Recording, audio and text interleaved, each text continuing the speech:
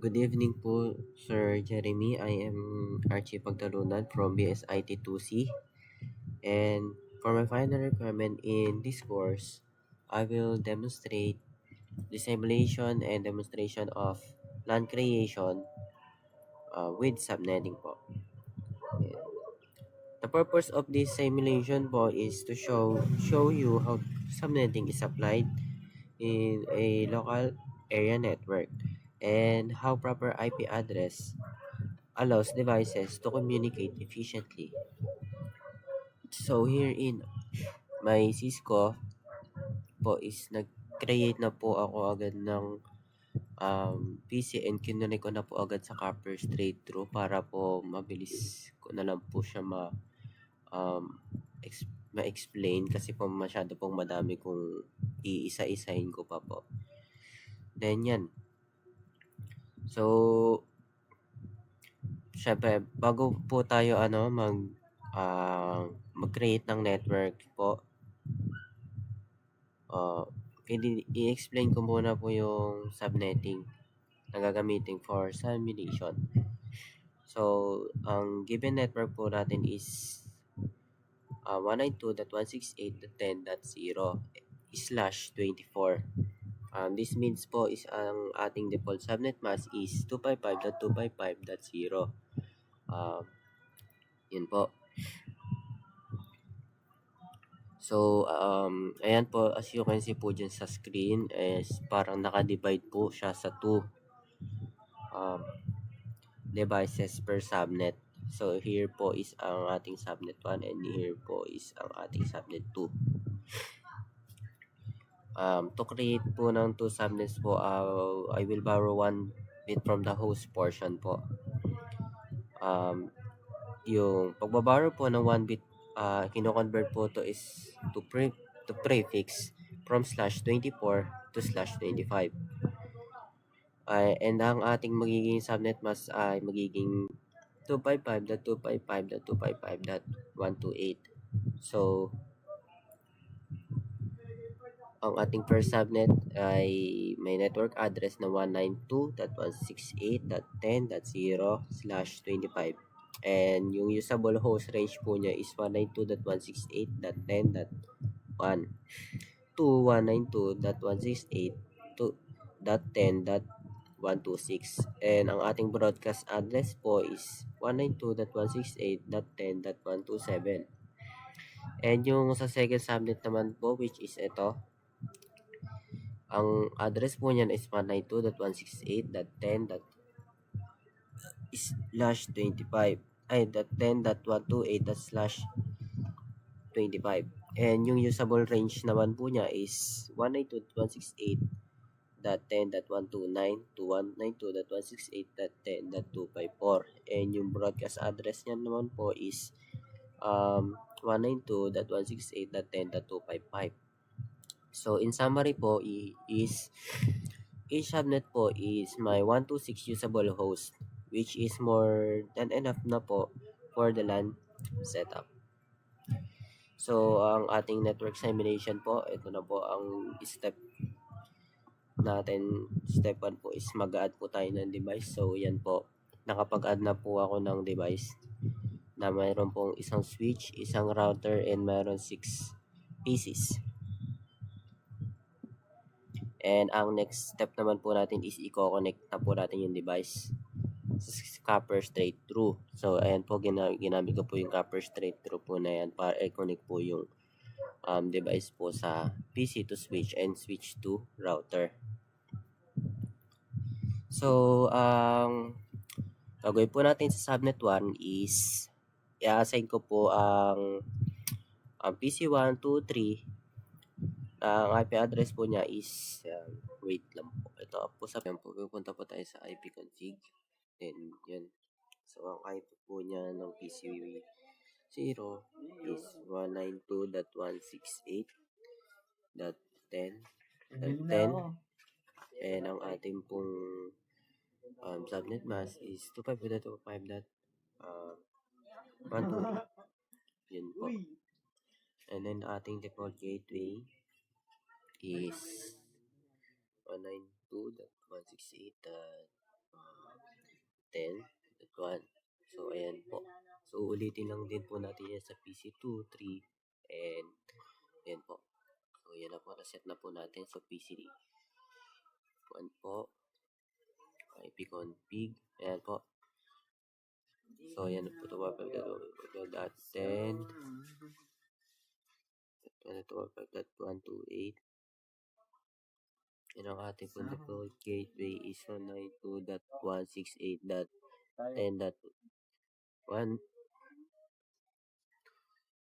Ulitin lang po natin yan dito sa isa.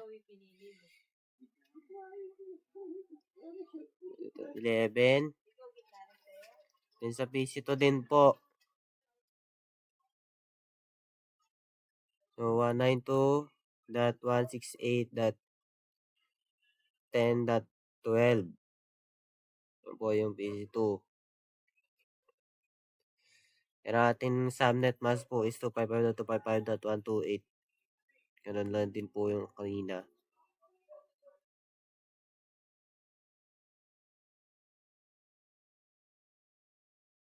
Yan po. Then pag naset na po natin,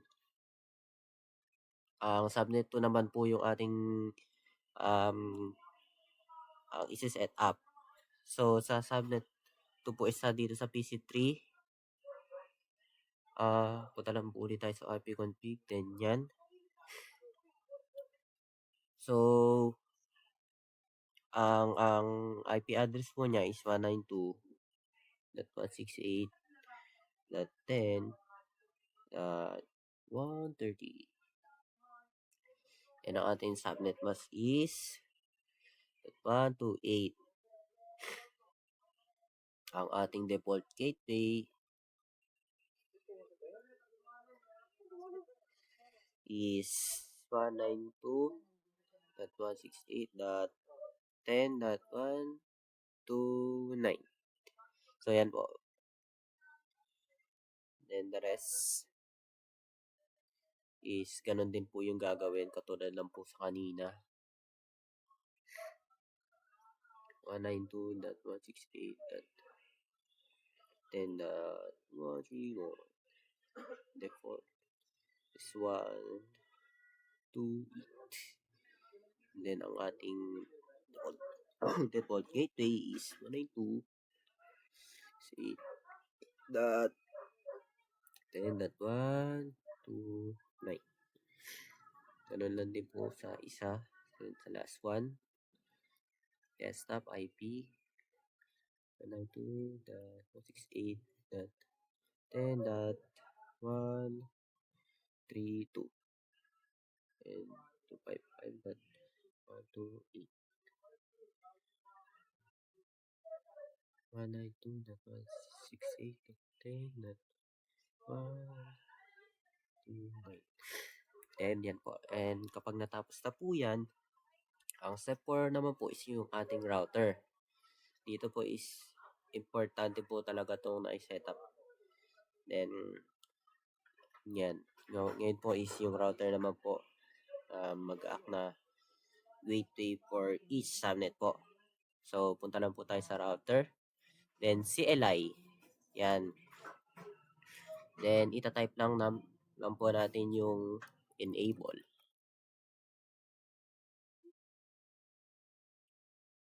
Enable. So, click enter. Configure terminal.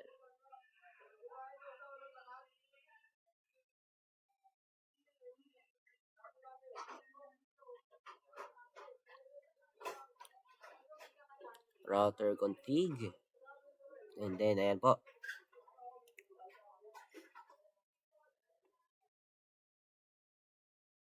Type po natin is interface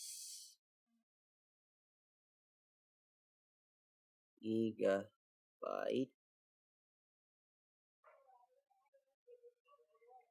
Ethernet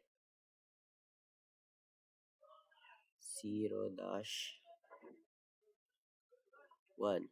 So, yan po. Yan po. Yan. Router config if And ang IP address po is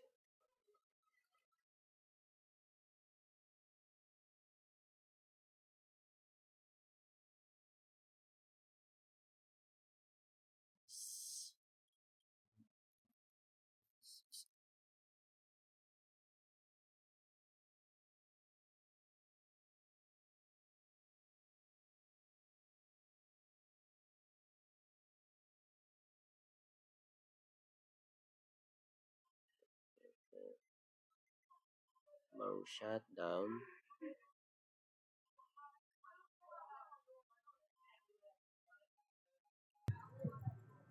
So, yan po. And then, X po natin.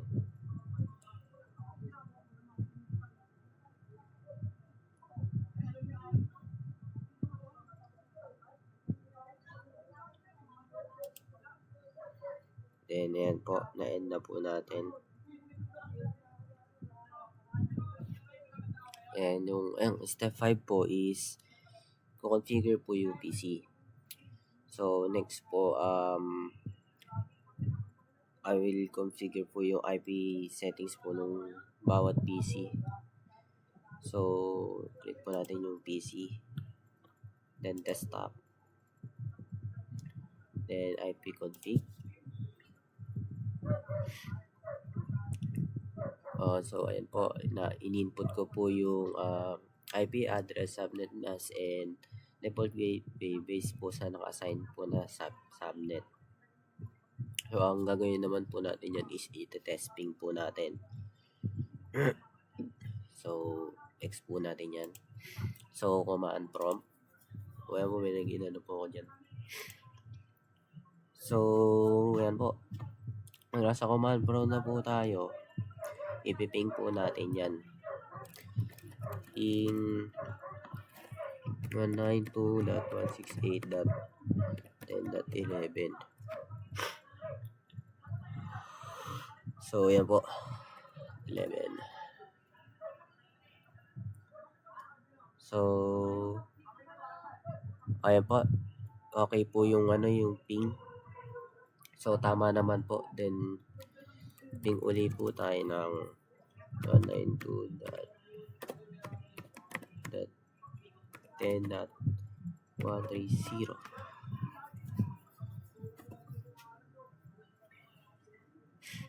So, yun po.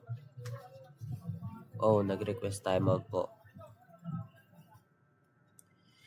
So, wait lang po. Ayusin po natin yan.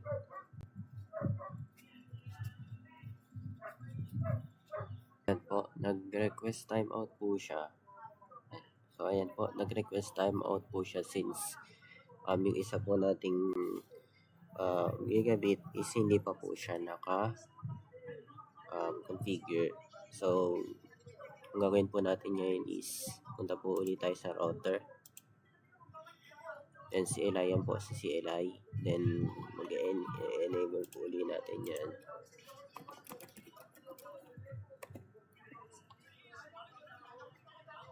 Ayan na po pala. Yan po, ang gagawin po natin is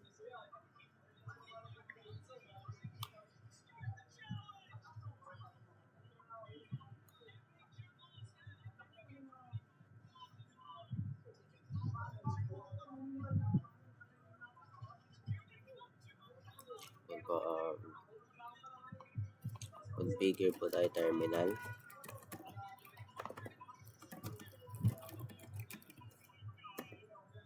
Yan, sa router, ilalagay po natin is interface.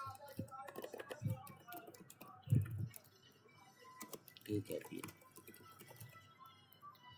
Ethernet. 00. Then, enter po. And then, IP address.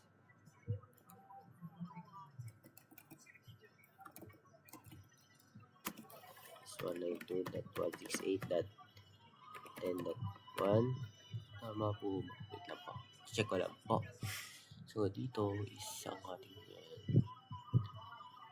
okay. 10.1. Then, ang ating subnet mask is 255. 255.255.1.8. So, yan. Enter natin. No shutdown.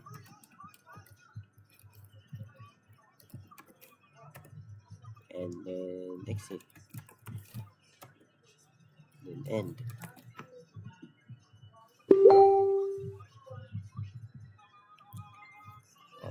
Hindi na po. So, yan. And then, balik po ulit tayo doon. PC. Command. Try po natin ulit i-ping kung gagana po siya. Ping. 168.10.430.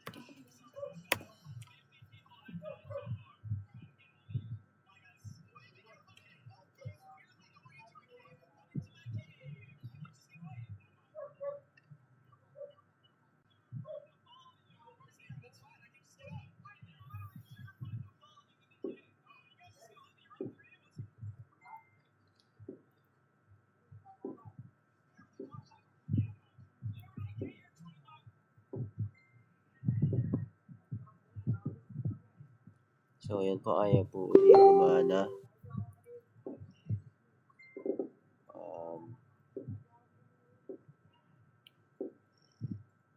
Try po natin is yung 129.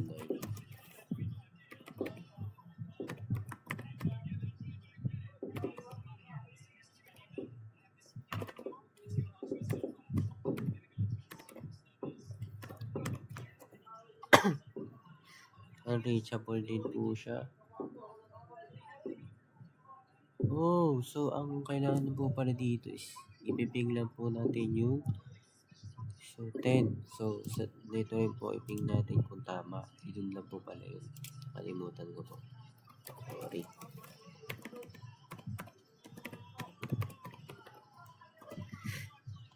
Ayan po. Ganyan lang po pala yung gagawin. So, yan po. For send, receive, and loss 0. So, dun din po sa PC3. Piping din po natin yun kung tama.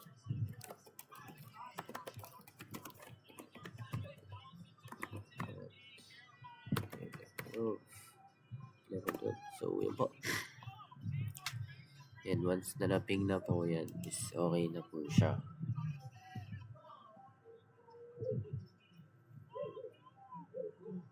Then, yan po.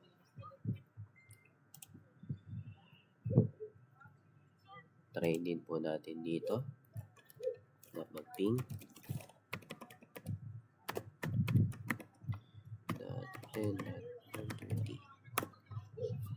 Yun po, dito po pala dapat yung sa 130 po. Yan, 130, naka-ano ko lang po siya, nakaligtaan po. Since dalawa nga po pala yung subnet, nakalimutan ko po. Gagawin lang po natin po uli yan dito. Sa PC4, then command. Ay, ping po uli natin. And then, yan. So, yan po, nagpiping naman po siya. Then, sa PC5 din po, ganoon din po yung gagawin.